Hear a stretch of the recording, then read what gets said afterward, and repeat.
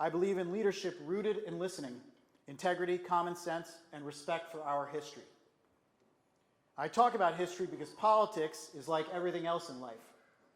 It's impossible to know where you should be going unless you really understand where you've been.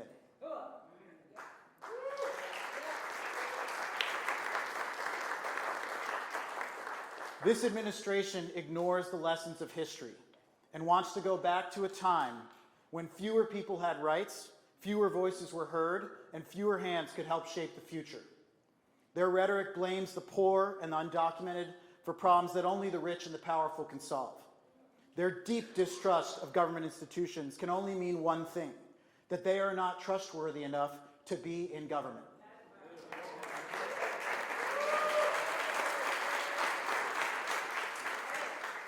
And their relentless attempts to tear apart the fabric of America are proof that they haven't been listening to our great American ancestors.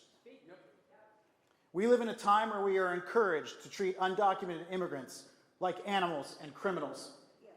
But George Washington, our first president, said plainly, "I had always hoped that this land might become a safe and agreeable asylum to the virtuous and persecuted part of mankind, to whatever nation they might belong."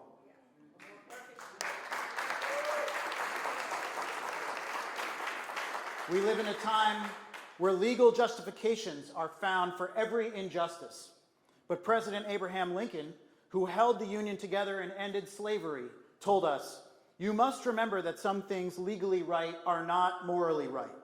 The people of these United States are the rightful masters of both Congresses and courts, not to overthrow the Constitution, but to overthrow the men who pervert that Constitution."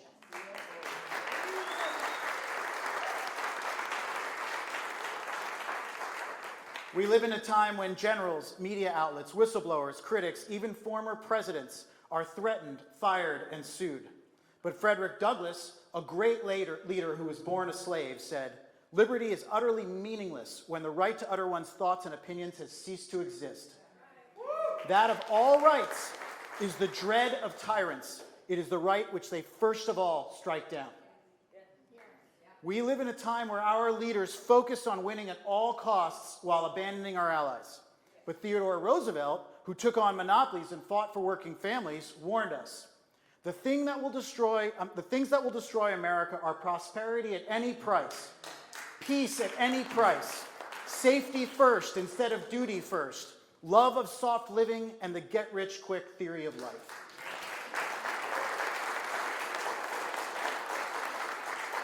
We live in a time where the middle class is shrinking and the billionaire class is booming. But Franklin Roosevelt, who led us through the Great Depression and World War II, gave us this challenge. The test of progress is not whether we add more to the abundance of those who have much. It is whether we provide enough for those who have too little.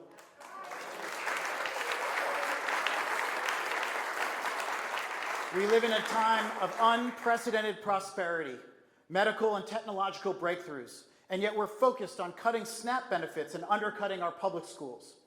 In contrast, John F. Kennedy, who inspired this country under the looming threat of nuclear war, said 60 years ago what is true today.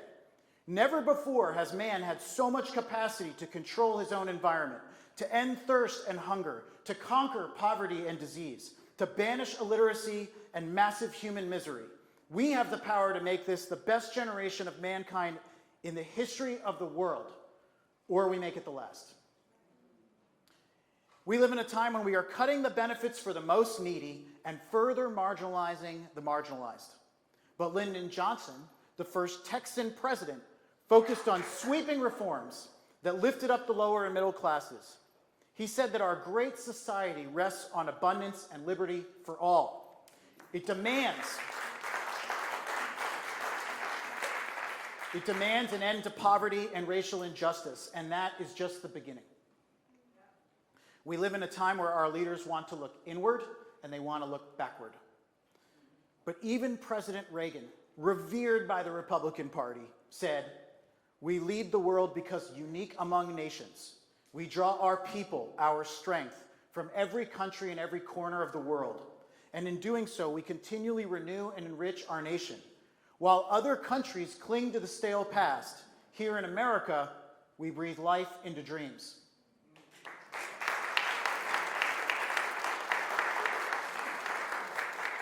And we live in a time where we can't believe a word that our president or our representative says. You know it. But Ann Richards, the legendary Texas governor, reminded us that we're not going to have the America that we want until we elect leaders who are going to tell the truth. Not most days, but every day.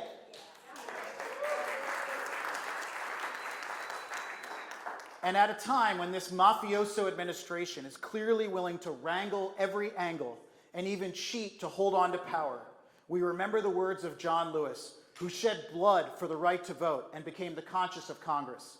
He demanded, "Get in good trouble, necessary trouble, and help redeem the soul of America."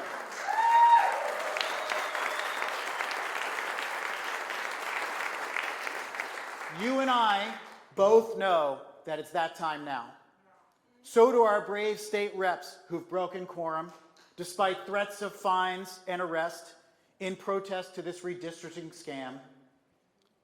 But even knowing this, the disappointments can be discouraging, especially when we see so much change moving so quickly in the wrong direction. Even more so when we feel outnumbered and overwhelmed by hate. But in launching this campaign, we resolve ourselves to again do what Martin Luther King charged in the face of beatings, rubber bullets, and batons. We pledge to come together as a team and work tirelessly until we hew a stone of hope from this mountain of despair.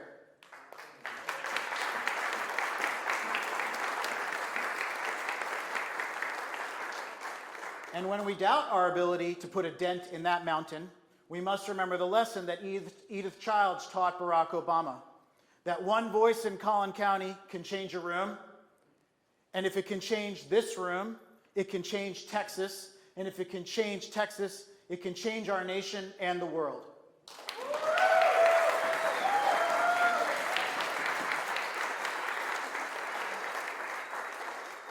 So I'm asking each of you to join me in a noble and essential journey, deeply rooted in the lessons of our greatest ancestors. I'm asking you to support my campaign, not only to win the primary as your Democratic candidate, not just the campaign to replace Keith Self as representative for the people of 3rd District, not even a campaign to check and eventually end the powers of this tyrant president and this extremist MAGA movement.